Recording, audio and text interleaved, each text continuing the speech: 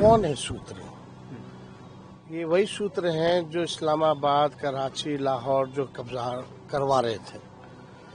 ये सूत्र को हम लोग जो समझते हैं। शॉकिंग है कि वो इस तरह के भाषा का प्रयोग कर रहे हैं। इनका कहने का मतलब ये है कि उस समय हम लोग 3-3, 4-4 लाख वोट से चुनाव हारे, तो क्या विदेशियों ने नरेंद्र मोदी जी को वोट दिया? ऐसे शब्द का प्रयोग करते हैं जो जिसको मतलब आदमी बाइट में भी वापस नहीं बोल सकता है। और सिर्फ आप ही नहीं, आपके तमाम नेतागण भी हम लोग देख रहे हैं बिहार बंद के बाद जैसे एक बौखलाहट सा हो गया है राजद के नेताओं में। कौन है सूत्र? ये वही सूत्र हैं जो इस्लामाबाद, कराची, लाहौर जो कब्जा करवा रहे थे। ये सूत्र को हम लोग जो समझते हैं। और इस तरह की अगर कोई बात है भी तो आखिरी बार यूपी की सरकार में 2003 में एसआईआर हुआ था। उसके बाद से अब तक जो है इतने साल हो गए और इन सालों में कई चुनाव हम लोगों ने देखा। नरेंद्र मोदी जी का 14 का भी चुनाव देखा, 19 का भी देखा और 24 का भी देखा। यानी इनका कहने का मतलब ये है कि उस समय हम लोग 3-3, 4-4 लाख वोट से चुनाव हारे, तो क्या विदेशियों ने नरेंद्र मोदी जी को वोट दिया? 39 सीटें आई 40 में से, इस बार 30 सीटें आई एनडीए को, तो विदेशी यानी उनको वोट दे रहे लोकसभा के चुनाव में। बात ये खड़ा होता है कि 2005 के बाद से बिहार में किसकी सरकार है?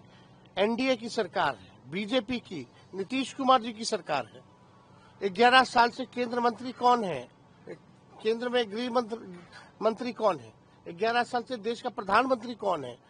मोदी जी हैं, अमित शाह जी हैं। तो ये गलती किसकी है फिर? यानी गलती तो इन्हीं एनडीए वालों की है।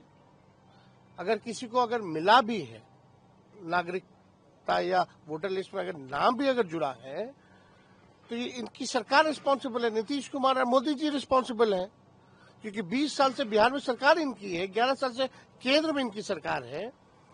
और ये जितने चुनाव जीत करके ये लोग गए, सरकार बनाए, तो यानी सब फर्जी है। यानी ये कहना क्या चाह रहे हैं? नेपाल की जहां तक बात है, आप जानते हैं बिहार का रोटी और बेटी का संबंध रहा है।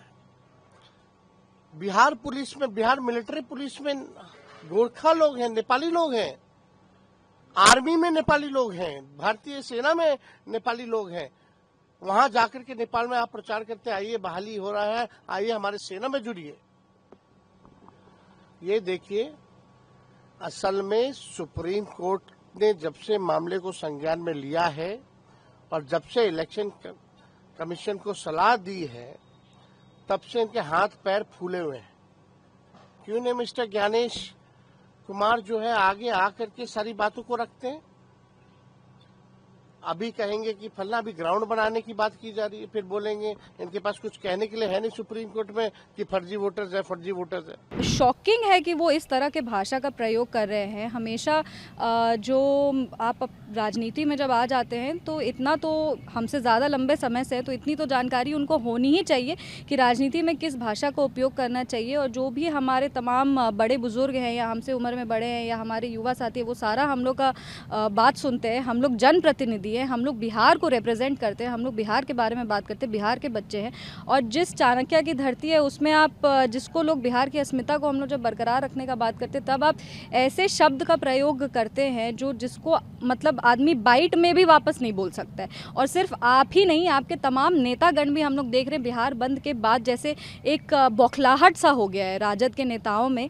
जिस तरह से उन्होंने अपने कार्यकर्ता को, वो पप्पू यादव जी हों, वो कन्हैया कुमार जी हों, जिस तरह से उनको ट्रीट किया गया है, इंडी गठबंधन के जितने भी कार्यकर्ता हैं, जिस तरह से विधायक के सामने अपशब्द का प्रयोग किया जा रहा है मंच पर से, जिस तरह से आज तेजस्वी यादव जी ने खुद कहा है, अरे बहुत मर्यादा के तहत आप बहुत सारे ऐसे शब्द हैं हिंदी भाषा में जिसको आप यूज़ कर सकते हैं, कड़ी आलोचना कर सकते हैं, आप उसके खिलाफ आप आवाज़ उठा सकते हैं।